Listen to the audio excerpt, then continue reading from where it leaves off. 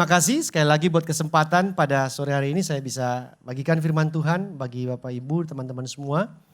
Bagi yang belum kenal, perkenalkan nama saya Henry Hehanusa dan saya dari satelit Rock Riverside beralamat di Gunung Catur 4. Dan sore hari ini saya akan membawakan firman Tuhan dengan judul Attention.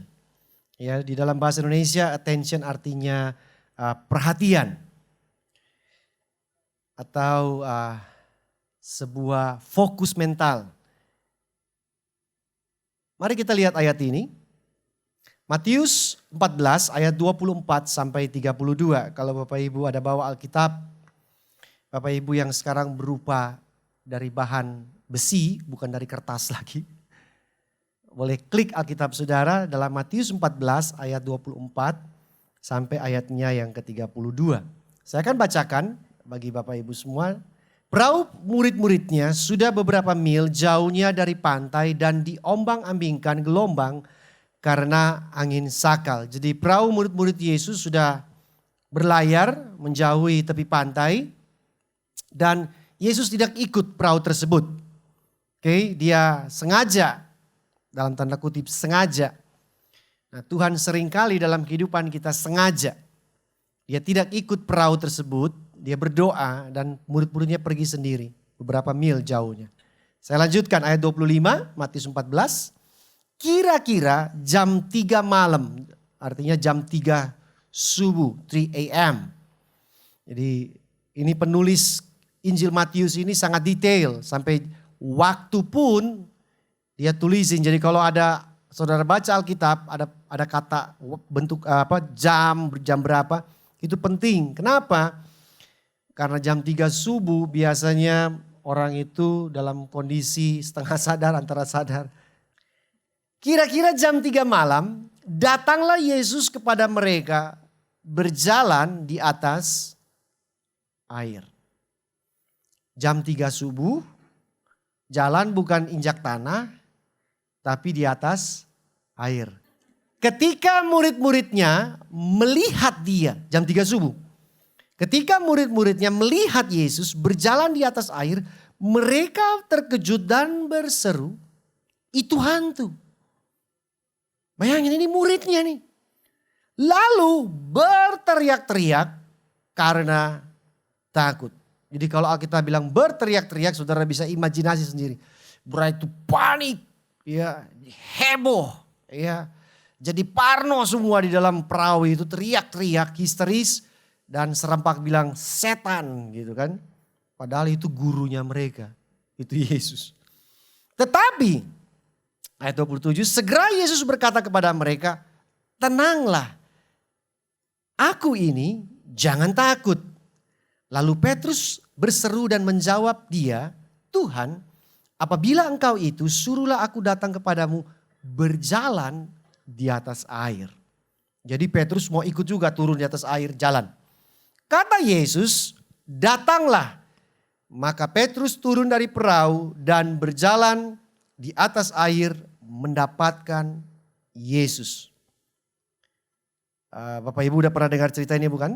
Bahwa satu-satunya manusia selain Yesus yang pernah berjalan di atas air namanya Petrus. Saya nggak tahu feelingnya gimana tuh waktu berjalan di atas air. Tetapi saya lanjutkan. Tetapi ketika Petrus sudah berjalan, tetapi ketika dirasanya tiupan angin, takutlah Petrus dan mulai tenggelam. Jadi tadinya jalan, habis itu tenggelam. Lalu berteriak, Tuhan tolonglah aku. Dari mulut yang sama, tadi teriak itu setan. Sekarang dari mulut yang sama teriak Tuhan tolong aku. Segera Yesus mengulurkan tangannya memegang dia dan berkata, hai orang yang kurang percaya, mengapa engkau bimbang? Lalu mereka naik ke perahu dan angin pun redalah. Jadi Yesus tidak meneduhkan angin tersebut ketika mereka sama-sama naik ke dalam perahu. Anginnya atau badai itu langsung teduh. Nah, inti daripada cerita ini, yang pertama Yesus sengaja tidak ikut para murid Di dalam perahu tersebut dia sengaja tinggal di darat, dia berdoa. Mereka jalan duluan dan mereka kena badai jam 3 subuh. Dan Yesus datang kepada mereka dengan cara yang tidak pernah mereka alami. Saudara, Bapak Ibu mesti tahu bahwa para murid Yesus rata-rata mereka adalah nelayan. Betul gak? Halo, yang di belakang, benar? Murid-murid Yesus kan rata-rata kan nelayan. Dan kalau nelayan kerjanya di mana? Di air. Benar ya? Gak ada nelayan kerjanya di atas gunung. Jadi pengalaman mereka berkata bahwa selama mereka jadi nelayan di air dengan perahu, tidak pernah mereka melihat orang jalan di atas air. Setuju? Orang tenggelam dalam air sering. Sehingga waktu Yesus datang berjalan di atas air, mereka spontan dalam otak mereka, dalam memori otak mereka mencari data. Apakah pernah ada orang yang berjalan di atas air? Setuju? Sehingga normal mereka serempak berseru setan atau hantu. Dan Yesus berkata, sembarangan aja kira-kira kalau bahasa gitu. Ngaco, ini saya, ini Yesus gurumu. Akhirnya salah satu dari murid itu yaitu Petrus berkata kepada Yesus bahwa kalau benar engkau itu suruh saya jalan di atas air mendapatkan engkau. Dan Petrus, Yesus bilang turun, jalan. Dan waktu dia lagi jalan dia lihat dan dia rasa badai tersebut dia mulai tenggelam. Yesus tolong dan mereka naik perahu, badai stop. Nah, saudara lihat rangkaian daripada cerita ini bahwa di dalam cerita tersebut ada sebuah makna, ada sebuah arti, ada sebuah perenungan yang kita harus renungkan apa di balik semua itu. Karena waktu mereka naik ke atas perahu, kok badannya langsung berhenti. Iya kan? Yesus enggak tengking atau teduhkan, danau angin stop ya. Enggak. Begitu naik, Alkitab catat stop badannya. Artinya sebuah pelajaran sudah selesai. Sebuah ujian sudah selesai. Ujian apa Pak? Buat Petrus. Nah mari kita lihat sama-sama kronologis daripada cerita ini. Di saat waktu Petrus mulai tenggelam, tadi waktu saya bacakan Petrus teriak buat Tuhan bukan? Ya, Alkitab bahasa Indonesia bilang, Tuhan tolong aku. Nah sebenarnya dalam bahasa aslinya itu doanya sangat pendek sekali. Cuman teriak help, tolong. Jadi dia cuma ucap satu kata doa yang sangat ampuh, singkat, padat, jelas. Tanpa basa-basi. Nah orang Kristen paling suka doa basa-basi. Benar gak? Saudara pernah ketemu teman saudara suruh doa makan? Sampai makanan udah dingin, berjamur, berkutu semua. Wah doanya belum selesai. Doa Afrika lah, doa orang-orang ada di Sudan. Orang-orang di Mozambik sana, di mana-mana. Padahal mau doa makan Bapak Ibu, basa-basinya terlalu panjang. Dan Petrus gak pakai gitu, dia langsung doa singkat pada jelas. Tolong, help. Karena Petrus tahu bahwa kalau dia gak berdoa, dia gak berseru buat Tuhan, dia akan mati. Betul? Nah, mari saya mau kasih lihat saudara, Petrus yang sama menulis sebuah ayat, Petrus yang mau tenggelam ini nulis buku yang saudara pegang yang namanya Alkitab itu. Di dalam 1 Petrus 4 ayat 7. Ini yang tulis Petrus yang mau tenggelam. Dia bilang begini, ini lucu banget. Kesudahan segala sesuatu sudah dekat. Kalau saya hubungkan dengan cerita tadi, kesudahan bagi Petrus sudah dekat. Bener gak sih? Iya kan? Petrus kamu udah mau kelelep nih, udah mau tenggelam. Kesudahan hidup Petrus sudah dekat. Terus Petrus bilang begini, karena itu kuasailah dirimu dan jadilah apa? Tenang supaya kamu dapat berdoa. Saudara perhatikan, Bapak Ibu perhatikan urutannya. Dia suruh kuasai dirimu tenang supaya bisa berdoa. Nah pertanyaan, kita doa supaya tenang atau tenang dulu supaya bisa doa? Halo orang Kristen. Hei, ini orang Kristen atau bukan? Kalau orang Kristen, tolong jawab. Menurut ayat ini, Petrus nih, kesudahan sudah dekat. Dia bilang, kuasai dirimu supaya tenang, supaya bisa berdoa. Nah, menurut Bapak Ibu, berdoa dulu supaya bisa tenang, atau tenang dulu supaya bisa berdoa?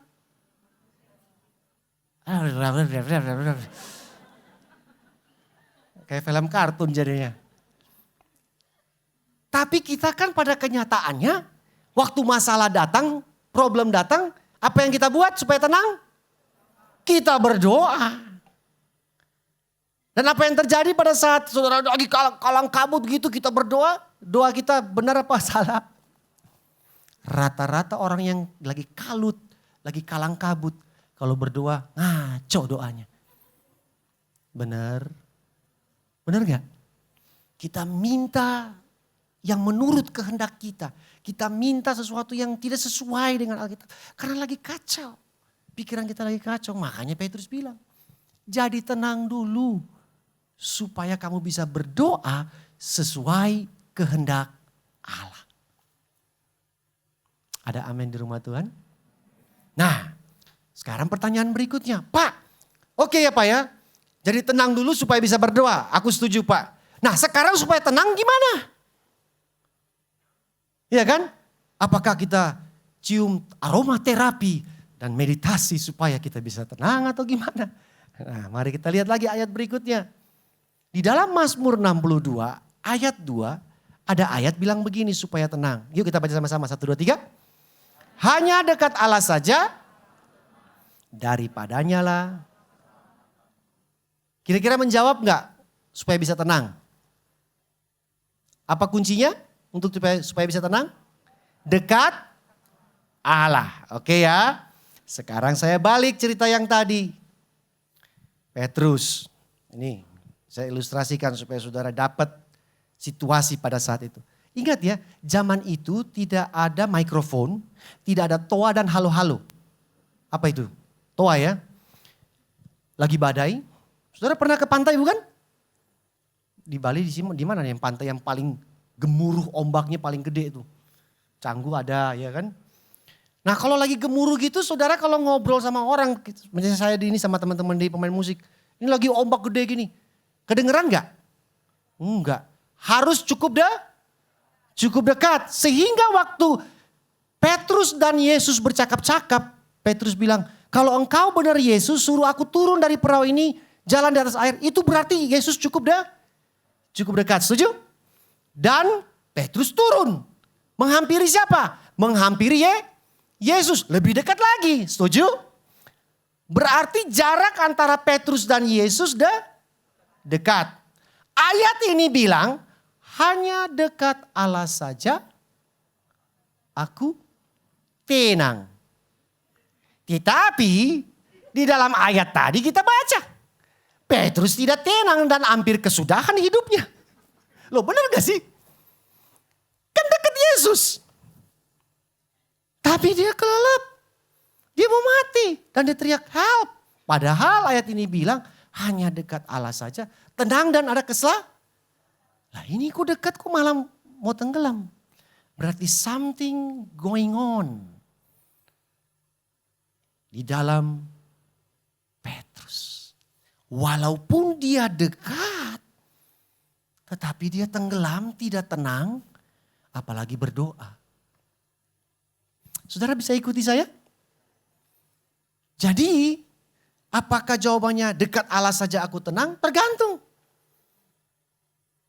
Karena bukan jarak secara fisik yang menentukan saudara tenang kalau saudara dekat Allah. Tetapi jarak di dalam hati saudara dengan Allah. Amin. Jadi jangan saudara pikir, merinding nih, Tuhan ada di samping saya. Bukan jarak secara fisik. Ya, saudara tengah malam juga ke toilet sendirian juga merinding kan? Bukan. Tetapi jarak di dalam hati saudara dengan Tuhan akan menentukan saudara dekat atau tidak. Nah mari kita lihat apa yang terjadi pada diri Petrus. Walaupun dia dekat dengan Yesus secara fisik, dia nggak tenang dan dia hampir mati. Ini saya pakai ayat ini. Ini ayat dalam bahasa Indonesia sehari-hari. Kalau tadi yang saya bacakan dibilang bahwa Petrus itu merasakan tiupan angin. Tapi ayat ini bilang gini. Tetapi waktu Petrus apa? Melihat betapa besarnya angin di danau itu. Ia takut dan apa? Nah, saya garis bawah atau saya bikin hurufnya miring itu, katanya miring. Kata melihat. Kata melihat di sini artinya Petrus pay attention, memberikan perhatiannya. Tadi dia memberikan perhatiannya kepada Yesus yang suruh dia jalan di atas air. Sekarang perhatiannya Petrus, attentionnya Petrus bukan ke Yesus. Tapi dia mulai lihat gelombang, ombak yang ada di bawah kaki. Yang ada di bawah kakinya, dia lihat gelora itu. Dan waktu attentionnya pindah, walaupun Yesus masih ada di sebelahnya. Bukti kedua bahwa Yesus ada di sebelah Petrus sangat dekat adalah ketika Petrus teriak tolong. Alkitab catat tadi kan, langsung Yesus pegang tangan Petrus. Itu benar-benar dekat. Mungkin cuman setengah meter apa semeter jaraknya. Karena begitu bilang tolong, Yesus langsung pegang tangannya. Kalau 100 meter nggak keburu Pak. Sangat dekat. Tapi kenapa Petrus tenggelam? Karena dia melihat. Dia pay attention yang tadinya kepada juru selamat.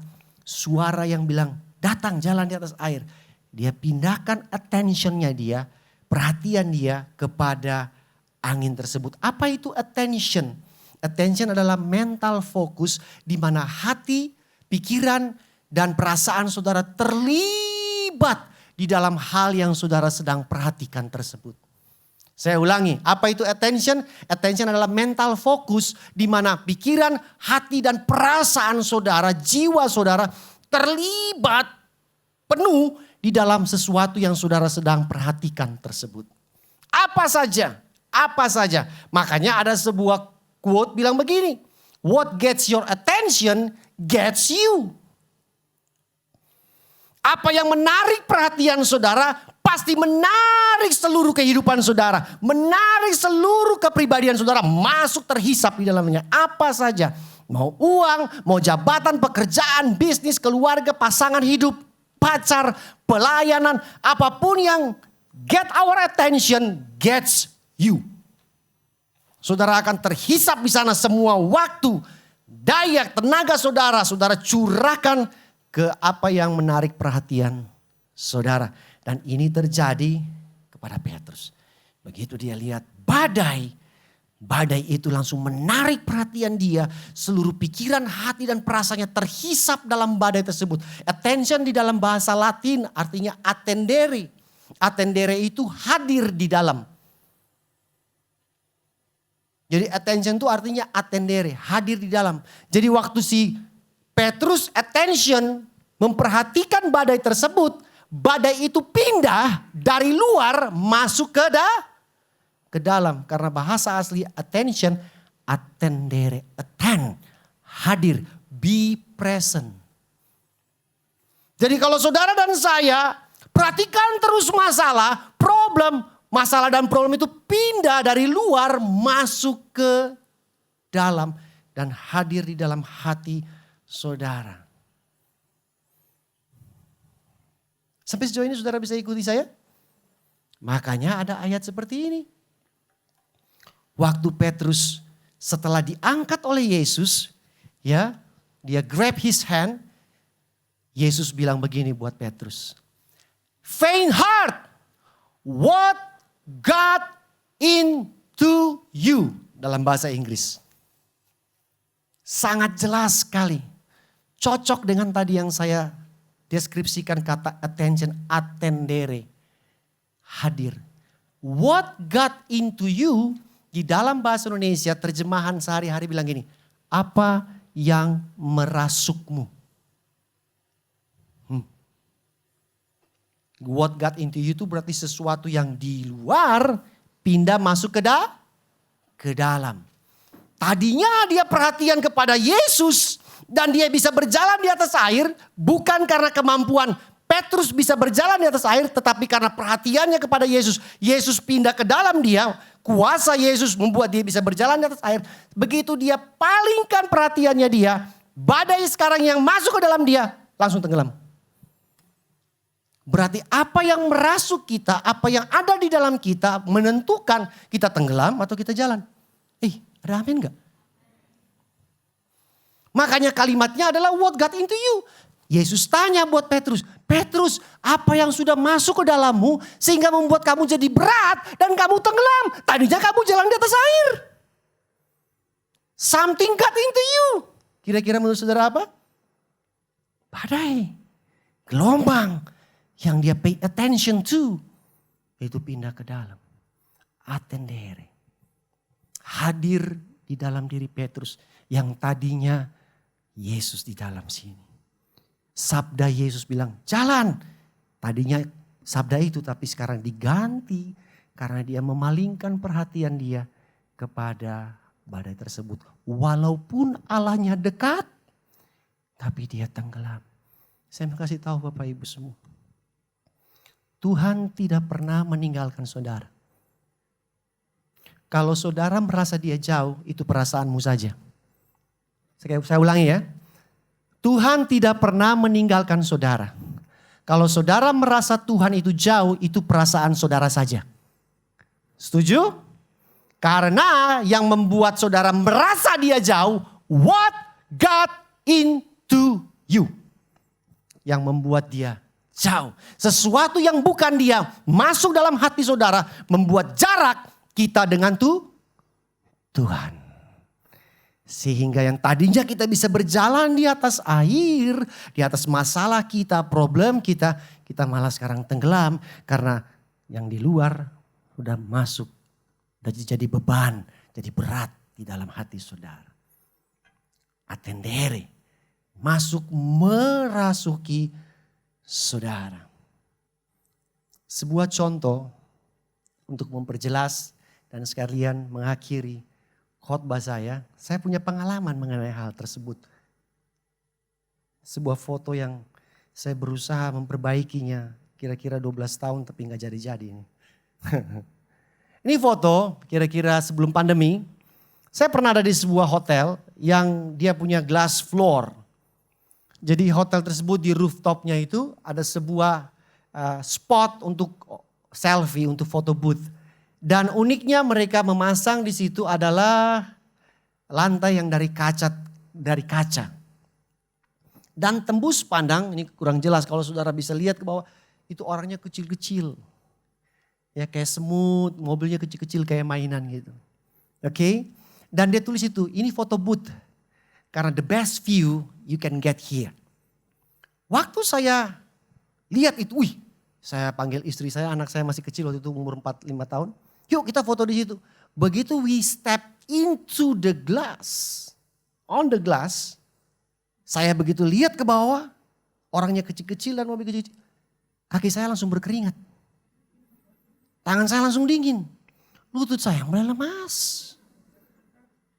Nah kira-kira bisa gak the best view untuk foto-fotonya gak? Kira-kira ekspresinya dapat gak? Ini tanya yang cewek-cewek aja dah. Dan suka foto-foto nih. Kira-kira kalau sudah lutut lemas, kepala pusing, pening dan kira-kira bisa best expression gak? Bisa? Gak dapat. Dan semua hasil foto kita cuma kayak orang cacing kepanasan. Karena istri saya lebih gawat nih, mumpung istri saya gak ada di sini kan. Saya ceritain, dia kayak suster ngesot. Gak berani berdiri, gak berani on her foot, gak berani. Kayak suster ngesot. Padahal di situ gak ada tulisannya. Ada tulis safe. Dan hotel ini udah lama. Logikanya kalau udah lama, kalaupun gelas itu tipis dan bahaya, ya udah matilah beberapa orang sebelum-sebelumnya. Bukan, ini kan udah terbukti. Tapi waktu kita naik ke atas gelas itu, kaca itu kita lihat ke bawah, lemas juga. Nah saya pikir anak saya masih kecil gak ngerti. Saya panggil dia, saya pikir anak kecil kan gak ngerti. Ternyata sama aja. Begitu dia naik, balik lagi ke landai. Nah. pelajaran yang sama dengan terjadi pada Petrus.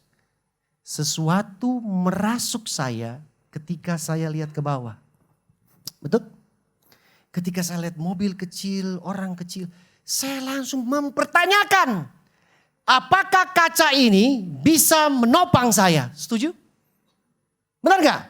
Ketinggian tersebut membuat saya ragu apakah kaca ini bisa menopang saya. Setuju? Waktu Petrus lihat gelombang, lihat angin tersebut, lihat ombak tersebut, langsung dia mempertanyakan apakah air ini dan sabda Tuhan tadi bisa menopang saya tetap berjalan di atas air. Karena dia lihat ombaknya seperti saya lihat ini. Terus logika saya jalan. Gimana caranya supaya ekspresi saya bisa seperti ini? Tidak kelihatan, ini kelihatan takut gak Bapak Ibu? Ada dikit lagi ya. Caranya gampang ternyata Bapak Ibu. Don't look down. Jangan lihat ke bawah. Jadi begitu saya tahu, oh gampang. Lihat ke depan, terus saya jalan. Jangan lihat ke bawah. Cepat foto. Terus saya lanjut. Terus saya bilang istri saya, jangan lihat ke bawah. Kalau kamu lihat ke bawah kayak suster ngesot. Jangan ke bawah. Akhirnya kita semua bisa ketika tidak melihat ke bawah. Bapak Ibu, masalah tidak akan pernah berhenti datang dalam kehidupanmu. Setuju? Firman Tuhan sore malam hari ini bilang, don't look to your problem. Jangan lihat problemnya. Karena kalau engkau tatap terus menerus problem persoalanmu, yang betul problem persoalan mesti diurusin, diberesin. Tapi kalau engkau tatap terus, engkau pay attention to your problem, dia akan attendere. Dia akan pindah dari luar, masuk merasuki saudara dan jadi beban berat, weight you down. Saudara tenggelam. Ada amin di rumah Tuhan? Yang harus saudara fokus adalah hanya dekat Allah saja, aku tenang supaya aku bisa berdoa karena daripadanya lah keselamatanku. Terima kasih sudah mendengarkan saya sore hari ini. Tuhan memberkati setiap hati saudara.